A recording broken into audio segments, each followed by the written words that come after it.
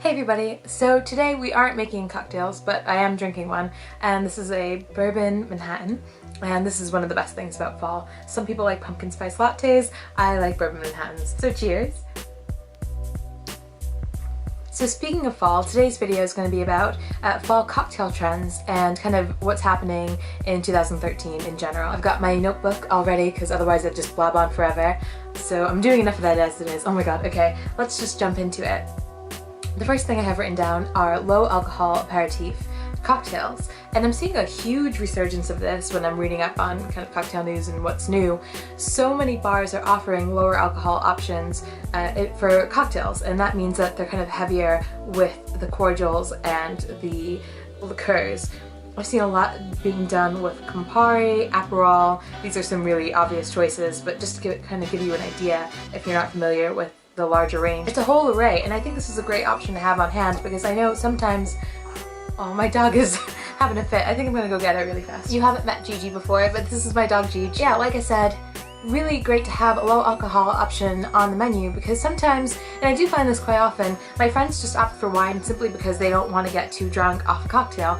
And I mean, obviously it's higher ABV levels, and sometimes there's a designated driver out who would like to have one drink but doesn't want to be too risky, and if they're drinking something that has a much lower alcohol content, if they're there for a couple of hours and eating a little bit of food, whatever, they'll be perfectly fine to drive home. And I think it's so important to have that flexibility and range in the cocktail menu these days, so I think it's a really awesome trend. Also, what this allows is more mainstream appreciation for different kinds of liqueurs. So you're seeing a lot more bitter liqueurs on menus. Cynar, you're seeing that artichoke liqueur, you're seeing some ginger liqueurs like Domaine de Canton, which I've talked about in previous videos. I'll link, I think it was like a favorites video I did, which I don't know if you guys want me to get back into the habit of. If you do, just kind of leave a comment down below saying that, and I will, because I definitely do have favorites from, I can't talk, from month to month. So yeah, that's a thing. I think that pretty much wraps it up, but definitely something great. At Bar Nightjar in London, which is one of my absolute favorite bars of all time, they have a whole part of their menu dedicated to low alcohol option drinks, and I think that more bars should get on that trend because it's awesome. The second trend that I think is really starting to take off are much more culinary handed drinks. What I mean by this is much more use of fresh ingredients. You're seeing smoked cocktails much more readily, you're seeing some pickled cocktails. I know that one of my friends told me about a martini that was served with pickled tomatoes. There's so many options on that front. You're also seeing some drinks that have, what else did I write down? Like salt, obviously there's salted rims, but kind of like craft salt rims. And I had a drink at the Hendrix, what's it called?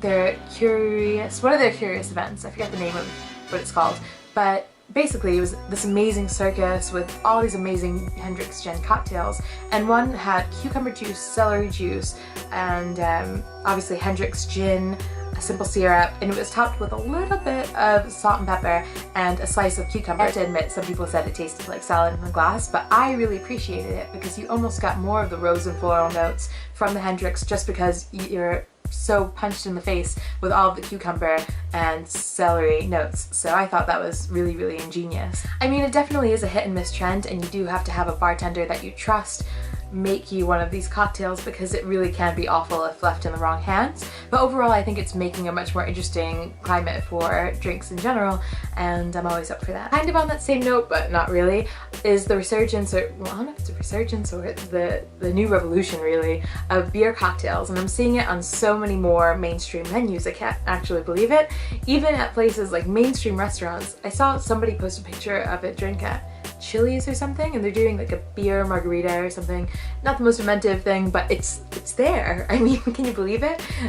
So I think that's so cool. I have had this idea for a while now, and I've been playing around with it on my own maybe for the last year or so, not too long. There's definitely been people before me, but I remember my first real exposure to the breadth of possibilities for beer cocktails was when I was at Underdog in London. It's the sort of secret cocktail bar right underneath Brewdog Brewery in Shoreditch. The things that they're able to do with their craft beers, which are totally top class, and then they mix it with amazing, amazing spirits and cordials, just truly mind-blowing, and some of the best mixologists I've ever seen have been from there. So I think that's a total must-see if you're in London. And it's making for such playful additions to cocktail menus everywhere. Some drinks are a bit more masculine, they're using stouts, and actually the beautiful lightness that you get from adding a lager or a Hefeweizen, a Hefeweizen, whatever, in drinks is incredible. And what I love about any of these additions is that they add so much more flavor and light combination to a drink. I think by kind of introducing the possibility of using beer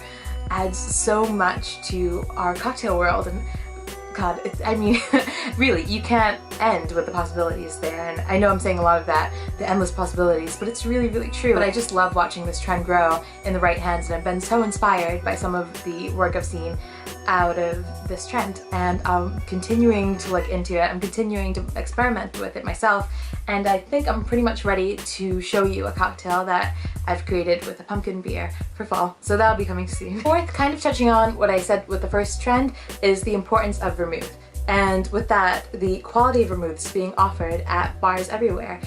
I mean, it used to be not too long ago where the only things that you would see on a vermouth menu, if you want to call it that, were martini and Rossi. There's nothing wrong with them. I actually am using the sweet vermouth by them in this Manhattan I have right here.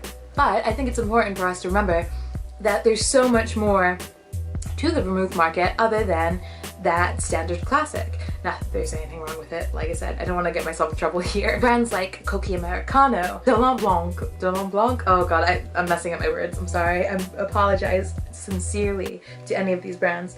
Carpano Antica, also brands like Nolly Pratt, yeah, I think that's right. I can't forget Lillet Blanc and Lillet Rouge. It can add so much body and depth to a spirit just by the simple addition of the right vermouth. And I think that it's sometimes overlooked, especially by younger drinkers like myself.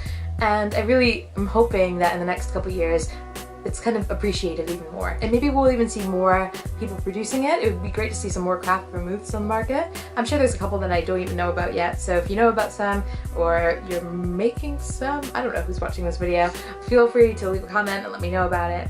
But it's just something that's really exciting, and I know that personally I used to hate vermouth because I thought it tasted like, oh god, like, I don't know, like pickle juice, but there's a couple things that went into that fact. Vermouth is a byproduct of wine. It uses grapes and it can oxidize, so yeah, it was pretty ripe. It's pretty gross. So I thought I hated vermouth, and I never really made wet martinis, let alone even properly proportioned martinis, because it grossed me out.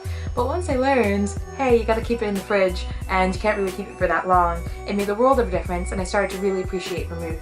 And I think that was kind of the wake-up call for me. And ever since then, I really like vermouth. I don't ever really drink it on its own, nor do I really ever make extremely wet martinis, but I can appreciate what it adds to a drink. And that includes drinks definitely outside of martinis. That's not their only application by any means. And yeah, I just think it's an awesome ingredient, and I think it's something that we should all play with more if we're not already. And finally, we're going to talk about probably the most controversial of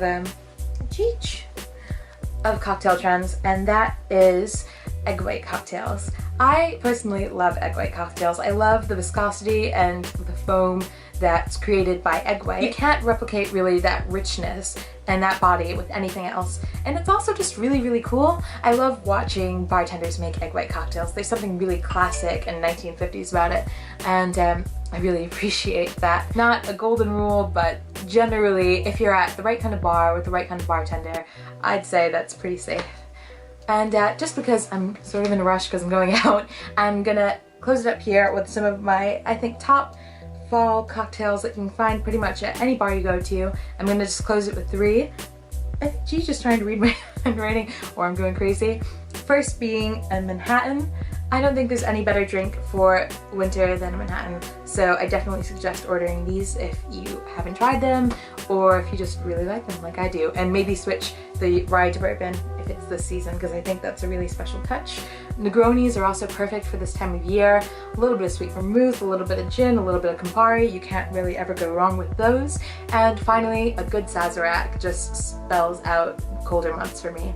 There's something really special about the absinthe rinsed glass. It really has a very warming effect, and it feels like a New Orleans speakeasy with like big velvet or leather couches, and it's just totally incredible. Anyway, Chichi's getting antsy and I gotta get going, so it was really great talking to you, and we'll be in touch soon. So yeah, cheers and have a nice night.